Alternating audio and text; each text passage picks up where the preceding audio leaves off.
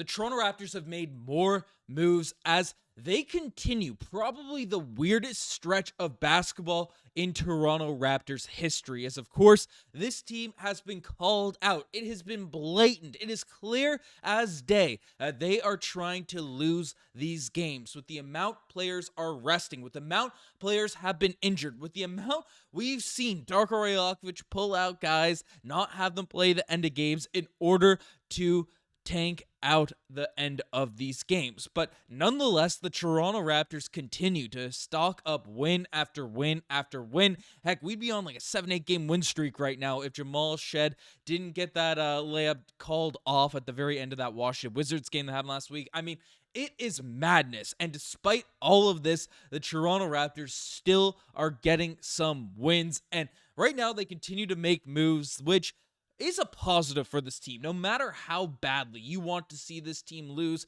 capture that flag, get a top draft pick, you do want to get a good look, get a good feel for the talent that's in your system, that's at the back end of your roster. So we'll break down the recent moves the Toronto Raptors have made, what's incoming for this team now with this adjusted roster, and how the league is reacting to what's going on with the Raptors and a bunch of other teams that are at the bottom of the tankathon race. Because frankly, I have never seen anything like this here in my time of watching basketball. So a bunch of stuff to break down in this video, but before we do, an exciting announcement is today is Selection Sunday for March Madness, and we're putting together a massive bracket in partnership with the Hot Takes app that is completely free to enter, and you can come in and have a chance to win a ton of money joining the Digest Media Pool, up to over $35,000 Canadian prizes. And there's not a lot of people in this app. It's not like ESPN. It's not like one of these things. So there's a legitimate chance to win some serious bucks on getting your picks right. So if you use the link down below in the description, in the pinned comment, you have a chance to sign up, use the code DIGEST, and pick your bracket. I know most of you guys are going to be doing a March Madness bracket anyway, so come do it with the Digest community, and we'll make sure to have a ton of fun, and you have a legitimate chance to, you get some picks right, you get lucky out there on your bracket. As long as you're in the top 6 or one of the, if you have the worst bracket as well, you can win some serious money. So shout out to Hot Takes for partnering with us, and we're excited to see every single one of you guys out there in this competition. But let's dive into the news, because the Toronto Raptors are not done making moves as we expected. As Mike Scotto has essentially revealed, it's not, Mike Scotto said this quote, it's not Colin Castleton. Colin Castleton side, but the Toronto Raptors have agreed on a second 10-day contract with Colin Castleton, league sources have told Hoops Hype. He's averaged 7 points per game on 55% shooting, 8.6 rebounds, 2.4 blocks, and 2.4 assists, and 1 block in 5 games for the Toronto Raptors, including 2 starts. So this is not a surprise because, again, you just saw the stats listed out there by Mike Scotto, but Colin Castleton is an interesting piece. He's a big man that he's shown a lot in terms of being able to score around the basket, get a ton of rebounds, and be a significant big man presence for this team that is looking for G Leaguers to fill out the roster. But all these guys, not similar to previous years of the Toronto Raptors, everyone that's come in that revolving door, the guys at the end of the roster, have actually been effective, and Colin Castleton continues that sort of trend. As taking a look at his stats here over the course of the entire season, because he did play a stretch of games with the Los Angeles Lakers, but over the course of the year, it's at 3.3 points per game. I'm getting a cool graphic of it here. Basically, 3.3 points per game, 3.5 rebounds. The 3-point percentage is only at 17%, which is not great, but he's 6'11". He's only 24 years old, going to be 25. And just as effective scorer around the rim, gets boards, does his thing out there at the big man position. Despite being a little bit wiry, he is, having an impact out there on the defensive end. And frankly, it's a guy that I think a lot of people have been impressed with coming in as a 10-day contract out on a tanking team for the Toronto Raptors out there in March. So it's a player that is intriguing. Of course, we have a lot of guys at that similar position. Orlando Robinson up in the wings. Ulrich Shamshe is a guy that's in the future going to be looking for some backup third-string center potential minutes. Of course, Jakob Poeltl is going to be the starter, but Castleton is a piece that is very, very interesting. More interesting than the guys that we saw last year in comparison to, I keep bringing the guys up, DJ Carton, Jamias Ramses, whoever the heck it is.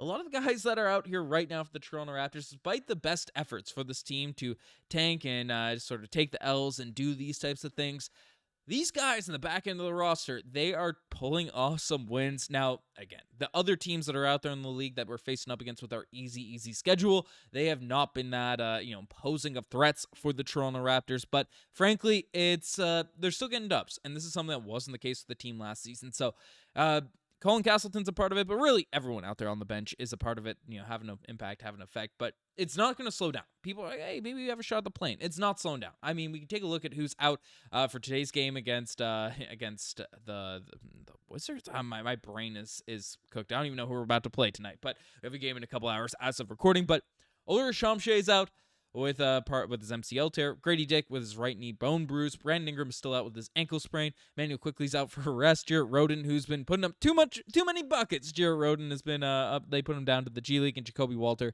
has his right hip flexor as an issue. Ochai Abaji's a left ankle sprain. RJ Barrett has an illness, and Jonathan Moba has a nasal fracture. So and then Jamal Shead is probable with a right shoulder sprain. So the injury report continues to be significant, continues to be huge, and we've gotten called out for it. We've gotten called out for it by Brian Windhorst. Essentially, he came out and said, he calls out the Raptors, saying Brandon Ingram has the worst sprained ankle in the history of sprained ankles. He hasn't played in months. And that's just the reality. That's kind of what's going on with this team, what's happening with this squad, because, of course, it's a lot of guys that are trying to take. And the crazy thing about it is, with all these injuries, with all these guys being listed, the team has had such an easy schedule. We're playing Portland tonight. My brain has gone different places. But, we played Utah on Friday, but today we play Portland. And all these teams are in the mix. They're neck and neck out there in the sweepstakes for Cooper Flag. We've already been overtaken by the Philadelphia 76ers, by the Brooklyn Nets in terms of losses. So it's the Raptors are trying to lose. They're writing off. They're trying to get young guys minutes. And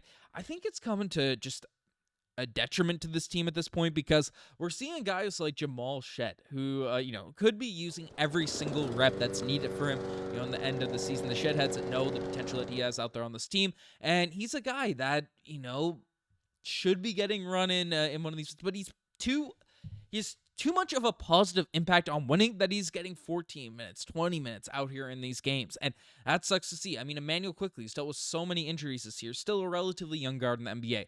He needs reps being that starting 1A point guard for your team.